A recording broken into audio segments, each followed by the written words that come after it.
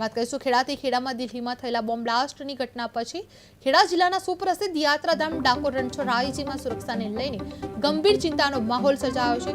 કાલ રાતથી અને આજે સવારથી મંદિર ખાતે સઘન સુરક્ષા વ્યવસ્થા હોવા છતાં ભક્તો અસુરક્ષિત અનુભવી રહ્યા છે। મોટા બેગ સાથે આવતા યાત્રિકોનું યોગ્ય ચેકિંગ કરવામાં આવતું નથી, જે મંદિરની આતંકી હુમલાનો સોફ્ટ ટાર્ગેટ બનાવી શકે છે।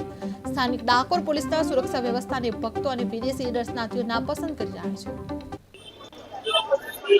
બેન આપનો પરિચય શું છે? નામ જયશ્રી ઠક્કર, રેસિડેન્ટ ક્યાંથી આવ્યા લંડન યુકે। છે? અચ્છા, ભારત દેશમાં દિલ્હીમાં જે બોમ્બ બ્લાસ્ટ થયો છે એ આપને ખબર છે? આજ સવારે ખબર પડી। આજે ડાકોર મંદિરમાં કઈ રીતે દર્શન બહુ રશ હતું। મારું નામ ગીતા સગાણી છે, આપ ક્યાંથી આવ્યા યુકે થી, અચ્છા। લંડન થી। છો? દિલ્હીમાં જે બોમ્બ બ્લાસ્ટની ઘટના બની એ આપણે જાણ એટલે જાણ્યું તો થોડું સાંભળ્યું હતું ગઈકાલે, પણ નોટ ડીપ એમ કે બધું જ નથી ખબર। પણ અમારે ડ્રાઈવર